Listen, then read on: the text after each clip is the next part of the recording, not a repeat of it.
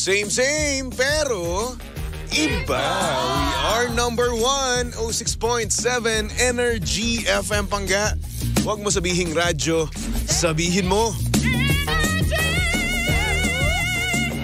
Good morning Luzon, Visayas at Mindanao, Metro and Mega Manila. Siyempre good morning din sa napakaganda, napaka-sexy ang babaeng zebra. Oo. DJ Lindsay, good morning. Black and white tapos stripes, di ba? Parang zebra. Kasi lang. Oo, nakasaksak pala. Teka, tignan natin dito. Ayan. Meron. Ay, wala pala. Ayan. Tamo, sinasabi ko sa'yo, sinasabotahin mo ako. Sabihin mo na lang kung ayaw mo kong kasama sa umaga. Hindi. Kasi naman, problema sa inyong mga lalaki. Hindi kasi kayo kasi, no? Nabighani kasi ako sa ganda mo. Kaya hindi ko napindot yung on ng mic. Ganda mo kasi. Di ba, isipin mo, zebra ka ngayon, no? Bakit? Hindi nga zebra yan. Iba ang zebra. Black and white. Tas lamang yung bakit white. hindi Dalmatian? Bakit zebra? Zebra pumasok sa utak ko eh. Bakit ba? Wala. Naninipa ka kasi eh. Hoy, hindi ako naninipa. Ang kapal ng mukha mo. Good morning, baby Toby. Good morning din naman, Lindsay. Kamusta ka naman? Okay naman, masaya naman. Ba't ka masaya? Wala namang rason para maging malungkot. Hindi, wag. Ayoko. Why? Ayoko maging masaya ka. Uy, grabe ka naman. Ikaw ba kamusta umaga mo so far? Okay naman so far, no. Medyo antok nga lang, pero kaya naman.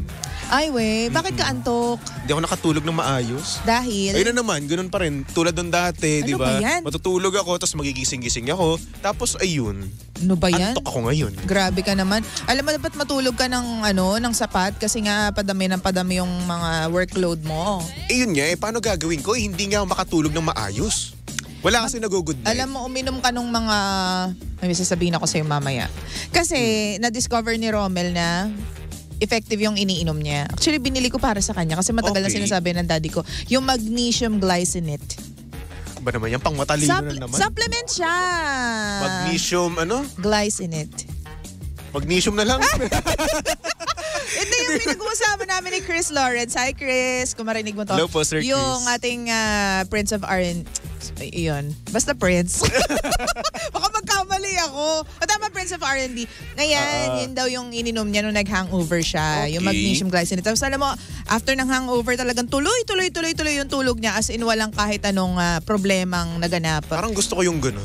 Oo, magnesium glycinate. Tapos matagal na siya sinasabi sa akin ng daddy ko. Tapos narinig ko nga kay Chris. Ganyan. Tapos sinabi ni Romel na nahihirapan siya matulog. So binilihan ko siya noon. So baka naman, di ba? May bumid din sa ikukuha akin. kita ng ilang piraso Uy, muna. hindi na, nakakahiya. Wag na.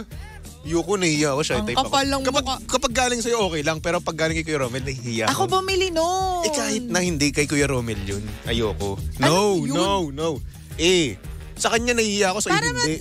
malaman mo kung hiyang sa'yo. Kasi hiyangan yan eh. Ganun ba yun? Oo. Wag na lang.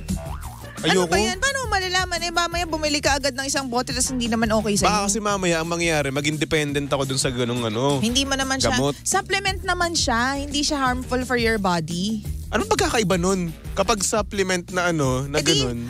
Health friendly or body friendly or system friendly. Ganun pala yun. Oo. Kasi ang dami kasing nagsasabi, di ba, kapag gamot, take mo to, tapos baka maging dependent ka dyan sa ganyan. Di ba? Ang dami nagsasabing ganun. Ay, nasa iyo naman yan. Hanggang sa makuha mo lang yung rhythm ng pagtulog mo, ganyan. Saka syempre, kailangan tulungan mo yung sarili mo. Alam nga naman, dun ka lang dumepende. Ganun pala yun. Ano yan? Parang ex mo lang. Ano, ex ko na naman? Depende sa kanya. Ex ko na naman. Bakit ba? Wala. Ano bang meron sa ex ko? Dumepende ka kasi ng so much Hindi ako pagmamahal dumepende sa kanya. Hindi. Kaya nung umalis siya, So ako nagbibitar ako? Ganon? hoy, hindi ko sinabi yan. Excuse me, you know me. Hindi ako nagbibiter. Hindi nga. Hindi naman ikaw yung sinasabi ko. Ay, hindi ba? Oo. Akala ko kasi, sabi mo kasi parang ex mo.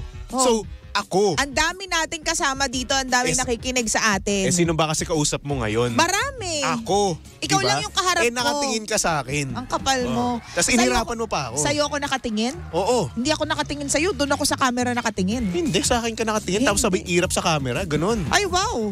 Wala akong proof. Ay, wala akong proof. Oy, andito utak ko. Playback. Grabe. So, yun nga. Diba? Di totoo yun. Dapat makita mo muna kung hiyang ka Ano nga ulit yun? nun. Magnesium. Glycinate. Ba't ba ang hirap-hirap i-pronounce yan? Sinate. Ano ba? Glycinate. Glycinate kasi yung spelling pero yung pronunciation is glycinate. O, di ba? Alam mong matalino talaga no? Hindi. Ano ka ba? Madalas kasi lang akong... Magnesium. Glycinate. Yun lang sa akin eh. Magnesium. Magnesium. Uy, Ganun daw magnesium. dapat yun eh. Magnesium. Magnesium. Talaga ba? Hindi yan ko sabi alam. nila. Oh, wow. Very nice. I know something. Oh, shit. Pinaasa na naman ako. Grabe. Pati ba naman ikaw magpapaasa na sa akin? Ay naku, tigil-tigilan Pinaasa na ako. niya ako. Tapos pati rin ba ikaw? Umaasa ka naman wala naman problema dun Kahit naman paasahin ko tuloy-tuloy ka naman ang asa. Di mo nga makalimutan Syempre. Dilulo ko nga I miss her. Oy, charot lang. Ay, Baka naman kung anong isipin nyo na naman, no? Nako, hindi po. Bakit ba ang hilig mong kumambyo lagi? Abay, Gagawa ka ng isang joke, tapos alam mo naman jokes are half meant, tapos Uy, biglang hindi, kakambyo pa pala. Uy, baka mamaya sabihin nyo. Oy, Ganyan, hindi. Anong jokes are half meant? Wala. Joke lang yun. Oo, etching lang. Adlib Alam mo, lang. maging totoo ka sa sarili mo. Adlib lang. Okay. Baka isipin ng mga tao, yung mga sinasabi ng mga DJs dito sa Energy FM, hindi walang katotohanan. Ay, For the record, ikaw lang yung ganyan. Ikaw lang yung yun nga, ganyan dito. inaamin ko naman. Oo. Inaamin ko naman na ako lang yung buladas dito. Oo nga. At least ako aminado ko sa sarili ko. Umaga ka pa man din. Oy, pero may iba rin naman na sinasabi ko na totoo rin naman, di ba? Uy. Oh. Kaya dapat lagi may label. Oy, ito totoo to ha. Oy, ito biro lang ha. Oy, ito joke lang ha. Kasi nga, dapat hindi sineseryoso mga bagay-bagay. Ay, diyan ka nagkakamali. Yan ang bakit? problema pag di kayo nagseseryoso. Di kayo nagseseryoso tapos makakasakit kayo ng tao tapos sasabihin nyo, uy, joke lang naman yun, buladas lang naman yun. Ay, ganyan din kayo mga babae. Uy, Oy, hindi. Excuse talaga me. ba? May Talaga mga ba? paninindigan kami sa mga sinasabi namin. talaga. Totoo. Tulad niya naman napapakiligin yung mga lalaki, di ba? Tapos syempre kapag ang lalaki na fall, di ba? Kasi syempre, kami kapag sinasabihan din kami ng mga matatamis sa salita, na fall din naman kami. Tapos, at the end of the day, no, kapag nasanay na kami, nakausap kayo, nasanay na kami, nag-update kayo, pero hindi naman kami nagdedemanda na mag-update kayo, di ba? Pero nag-update kayo. Pag nasanay na kami sa ganung bagay, di ba? Sa kanyo naman sasabihin na ganun lang talaga ako. Bakit ganun kayo?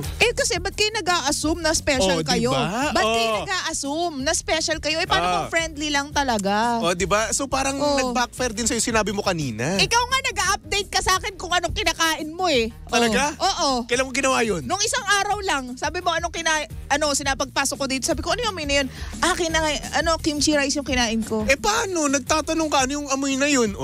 Kimchi rice yung kinain ko. Hoy, sinagot ko lang yung tinanong mo. sinabi ko anong amoy yon at una sa lahat, di kita kausap noon. Kausap ko yung floor noon. Wow! Alam naman. Sapak na ito, no?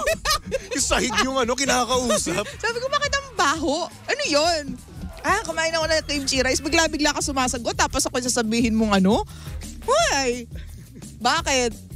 Tsaka excuse me, totoo naman nag-update ka sa akin I miss her. Uy, wala.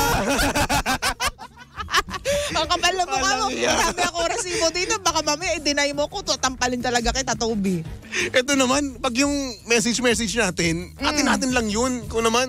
Uy. Oo nga. O bakit mo ba sinasabi dito? O bakit? Yan sinasabi ko sa'yo, baby Toby. Maging totoo ka sa sarili mo. Sabi mo, I miss her. But miss mo yung nanay mo. Sabi ko, umuwi ka ng Cavite, Di nga ako makauwi. Kung gusto maraming paraan, kung ayaw maraming dahilan. Madami akong trabaho. It's all about priorities, you know. Priority. I don't even begin with that. Don't even start with that. Ito, tama na nga. Nag-i-English ka na. Nahihirapan na nga ako.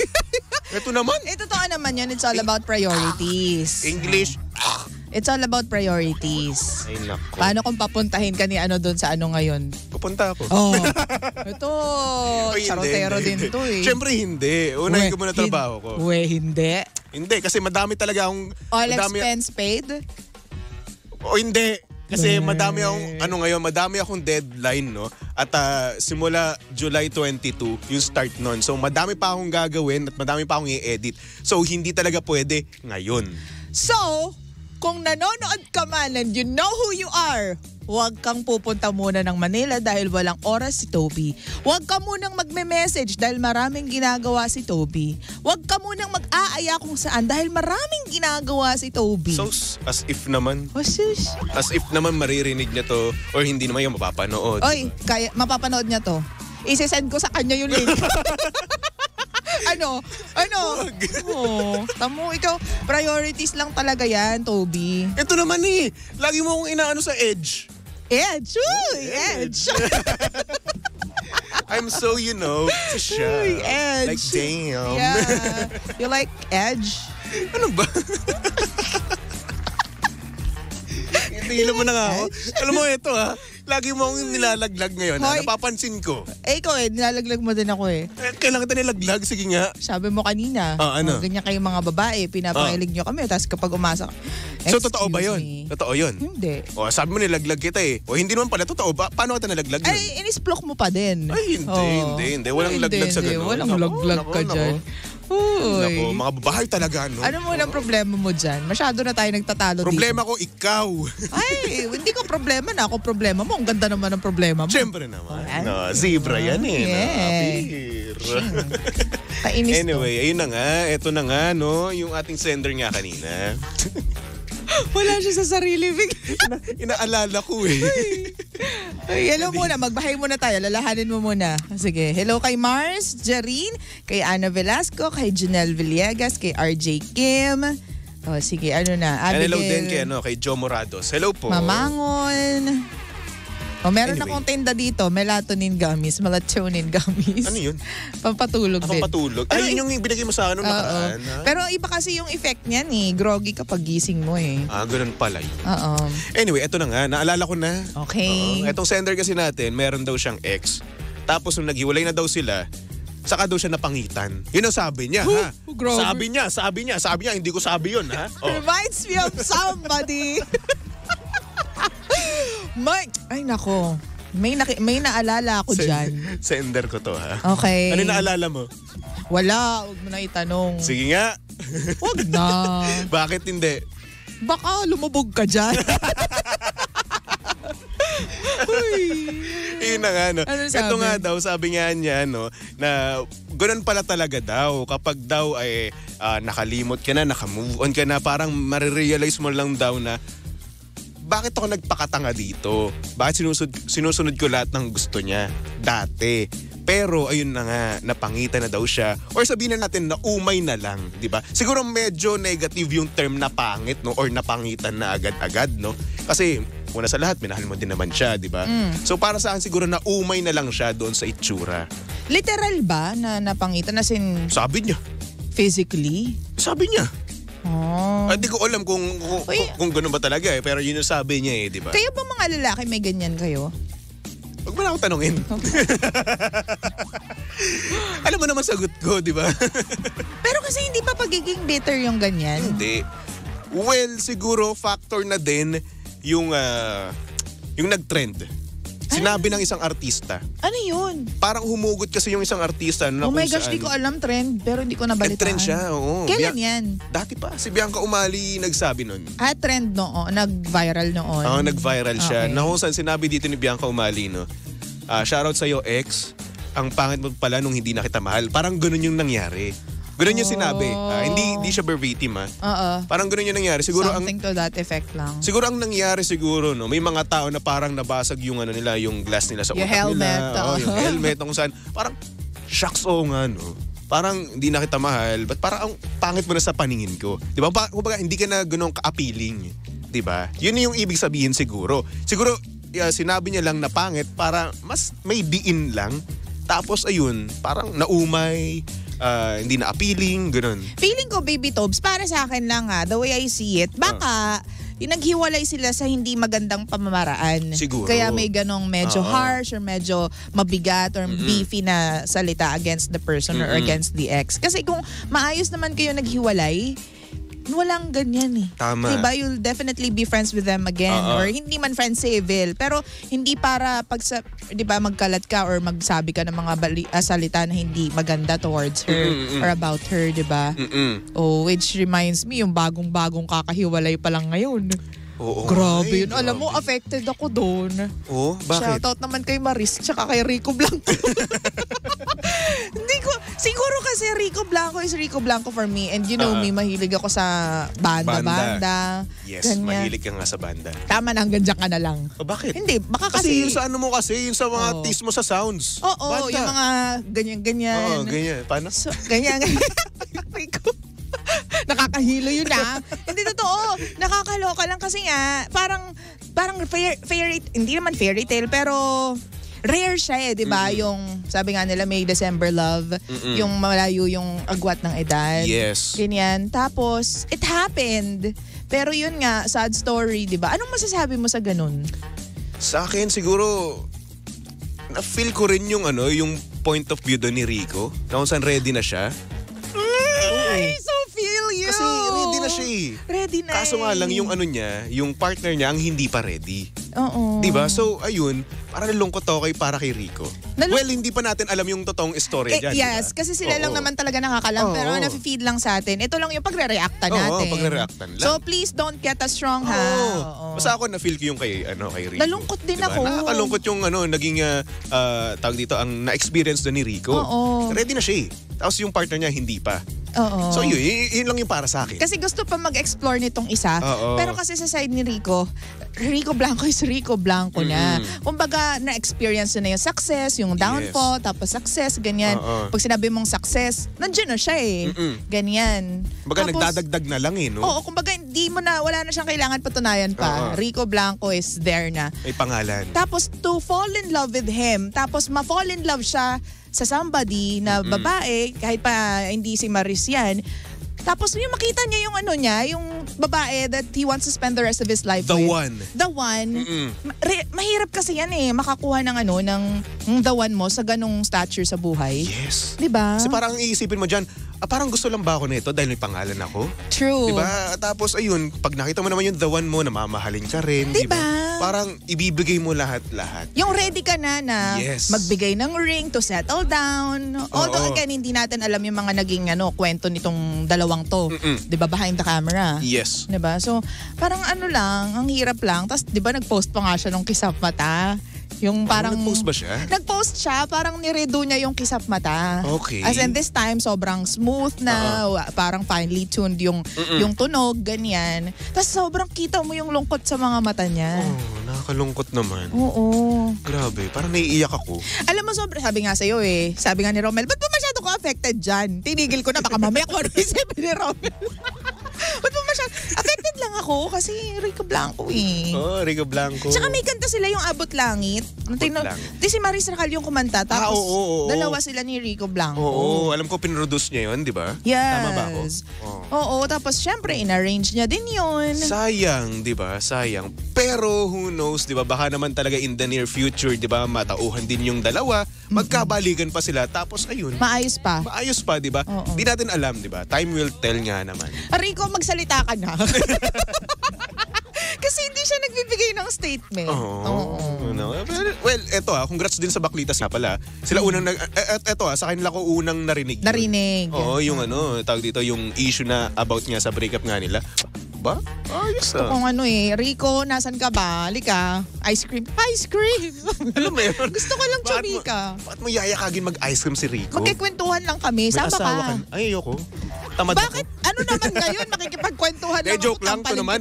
May issue lang talaga ako. Kita mo, ikaw napakasama ng ugali mo. Hindi. Pero yung pwede rin naman, Diyos ko, Rico Blanco, maka-ice cream mo. Okay lang sa akin. Normal na tao lang din. Kumakain din ng bigas yung mga yan. Ayun nga, pero syempre Rico Blanco yun, par. Oh. Idol!